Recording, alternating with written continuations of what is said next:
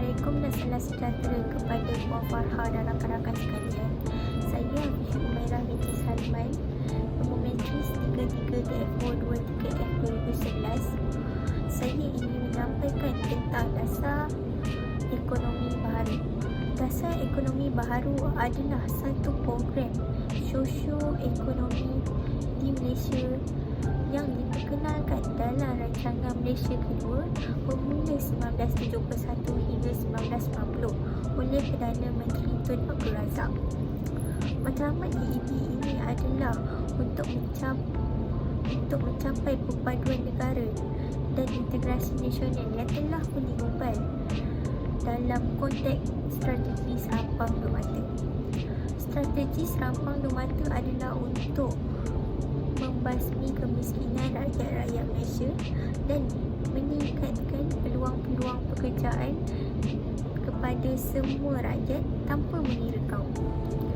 Pengagihan ekonomi yang seimbang sangat penting untuk mewujudkan sebuah negara yang bersatu padu dan mengambil kira kemiskinan dan ketidakupayaan sesetengah kaum untuk bersaing dengan kaum-kaum yang lain. Ketegangan antara golongan yang berharta dan golongan yang tidak berharta adalah berpunca daripada isu kemiskinan. Didapati juga bahawa orang-orang Melayu lebih banyak mengalami isu kemiskinan berbanding dengan kaum-kaum yang lain. Orang-orang Melayu juga masih ketinggalan jauh dan mampu bersaing dengan kaum-kaum yang lain. Walaupun Malaysia mengalami pertumbuhan ekonomi yang baik, maka DEB ini telah pun dirancang sebagai satu program yang akan berjalan selama 20 tahun bermula 1971 hingga 1990. Antara faktor-faktor penubuhan dasar ekonomi baru adalah peristiwa rusuhan kaum yang merupakan kejutan sosio-politik terhadap kehidupan masyarakat majmuk di negara kita yang dipisahkan jurang sosio-ekonomi yang sangat ketara oleh penjajah tanpa diatasi sepenuhnya oleh pemimpin terdahulu. Demi dasar kemakmuran dan keamanan yang perlu dikekalkan, maka kerajaan telah mengambil langkah yang bijak dengan usaha mengagihkan kekayaan negara kepada semua kaum, terutamanya kepada kaum bumi putra yang jauh ketinggalan dalam menikmati kemakmuran dalam negara sendiri menerusi dasar ekonomi baharu. Masyarakat di kaum bumi putra juga tidak dinafikan hak mereka. Dalam pelaksanaan dasar ekonomi baharu, konsep serampang dua mata sangat popular digunakan kerana terdapat dua matlamat yang digariskan dalam dasar ini, iaitu membasmi kemiskinan dan menyusun semula masyarakat di negara kita. Saya Muhammad Hanif Razan, Muhammad Jeffrey, nombor matri saya 33TF423F 2005. So saya akan menceritakan tentang strategi membasmi kemiskinan. Okay. So antara strategi yang dapat kita lakukan dalam membasmi kemiskinan ialah menaik taraf keadaan kehidupan rakyat yang berpendapatan rendah, sama ada di bandar ataupun luar bandar. So hal ini kerana ianya dapat meningkatkan lagi penyediaan kemudahan asas dan juga dengan pendidikan seperti bantuan buku dan beasiswa. Okay.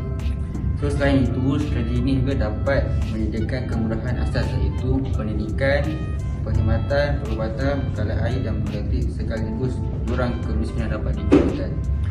So yang kedua adalah kerajaan juga boleh meluaskan peluang pekerjaan bagi semua rakyat Malaysia tanpa mengira kaum. So hal ini kerana dengan membuka peluang pekerjaan dapat membantu meningkatkan ekonomi dan menceburkan diri dalam bidang perniagaan atau apa-apa bidang pekerjaan yang lain lah. Tambahan pula, ianya memperluaskan mereka daripada terikat suatu pekerjaan. Contohnya, kaum Melayu yang terikat dengan kegiatan pertanian sara diri di luar bandar. Walau bagaimanapun, dan lupa juga kaum lain seperti China dan India yang turut diberi peluang mencapai diri dalam ekonomi lain seperti perindustrian dan perkhidmatan. So, untuk strategi menyusun semua rakyat, Untuk isinya yang pertama ialah memodelkan keadaan kehidupan rakyat yang berpendapatan rendah sama ada di bandar atau di luar bandar dengan meningkatkan kemudahan asas lah. Contohnya bantuan buku dan beasiswa semua. So hal ini kerana apabila saja ini dilaksanakan mengikut peringkat ke peringkat, ini dapat mengurangkan jurang kemiskinan dalam negara dan memperbaiki carta indeks peratusan kemiskinan di negara kita. Saya Aina Anasha Zainab binti Anwar, nombor matrik 33 DFO 23F 2013. Pada hari ini saya akan menerangkan tentang strategi yang digunakan oleh kerajaan untuk menyusun semula masyarakat, iaitu kerajaan juga memodenkan keadaan kehidupan rakyat dengan menyediakan kemudahan asas, iaitu pendidikan, perkhidmatan, perubatan, bekalan air dan bekalan elektrik, sekaligus jurang kemiskinan dapat dikurangkan. Selain itu, kerajaan turut meluaskan lagi peluang-peluang pekerjaan bagi semua rakyat Malaysia tanpa mengira kaum juga dilaksanakan dalam strategi membasmi kemiskinan. Kerajaan telah membuka lebih banyak peluang pekerjaan kepada semua kaum tanpa terikat lagi dengan dasar ekonomi pecah dan perintah penjajah. Maknanya, kaum Melayu diberi peluang luas mencebur diri dalam bidang perniagaan dan bidang-bidang lain yang sebelum ini kaum Melayu amat terikat dengan kegiatan pertanian sehara diri di luar bandar. Begitu juga dengan kaum lain seperti Cina dan India yang turut diberi peluang mencebur diri dalam bidang ekonomi lain seperti bidang perkhidmatan dan perindustrian. Akhir sekali, kerajaan juga telah menggalakkan penyertaan semua kaum dalam sektor-sektor yang berpotensi tinggi dan daya pengeluaran yang tinggi seperti perniagaan dan perindustrian dan juga perkhidmatan bagi memajukan ekonomi Malaysia. Saya Noor Sarah binti Muhammad, nombor matrik 33 DFO 23F 2001. Tajuk kumpulan kami ialah Dasar Ekonomi Baharu. Saya akan menerangkan tentang kesan dasar ekonomi baharu.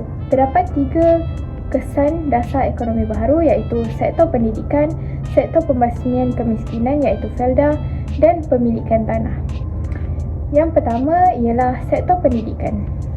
Kejayaan DAB yang paling nyata dan membanggakan ialah penurunan kadar kemiskinan dan peningkatan taraf pendidikan kaum Bumiputera melalui pendidikan yang diterapkan telah memberikan impak yang positif sehingga hari ini, di mana bilangan profesional Bumiputera telah bertambah.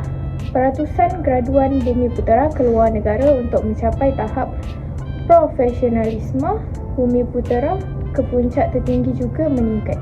Kini terdapat ramai pakar perubatan Bumiputera di hospital-hospital. Keadaan ini jauh berbeza jika dibandingkan dengan kira-kira 45 tahun lalu, di mana hanya ada segelintir sahaja doktor pakar Bumiputera. Malahan, kini banyak syarikat besar di Malaysia diketuai oleh golongan profesional Bumiputera dan ramai profesional Bumiputera mampu berdaya saing untuk bekerja di luar negara. Kesan kedua ialah sektor pembasmian kemiskinan iaitu FELDA. Penempatan FELDA sama ada unit perkampungan tunggal atau bandar adalah komuniti yang sengaja dibina atau dirancang di kawasan desa untuk mencapai matlamat-matlamat sosioekonomi negara. Sebagai komuniti baru, sudah tentu ia mempunyai ciri-ciri yang istimewa kerana ia dirancang berdasarkan konsep perancangan moden dan polisi-polisi yang dibentuk khusus untuk membawa perubahan sosial, ekonomi dan fizikal kepada masyarakat desa. Penempatan FELDA adalah komuniti yang pertama yang dirancangkan secara menyeluruh di kawasan desa dan pembukaan tanah baru di luar bandar, iaitu penyediaan infrastruktur komuniti. Penempatan FELDA disediakan dengan infrastruktur yang sesuai untuk kesejahteraan dan sosial para peneroka. Unit-unit pertempatan ini mempunyai jalan raya dan bekalan air untuk kesenangan para peneroka, sekolah untuk pendidikan anak-anak, pusat kesihatan untuk kesejahteraan fizikal, masjid untuk kesejahteraan rohaniah, kemudahan komuniti untuk perkembangan mental, kedai untuk memenuhi keperluan harian, dan bekalan elektrik untuk rumah dan kemudahan lain turut diberikan kepada peneroka Felda.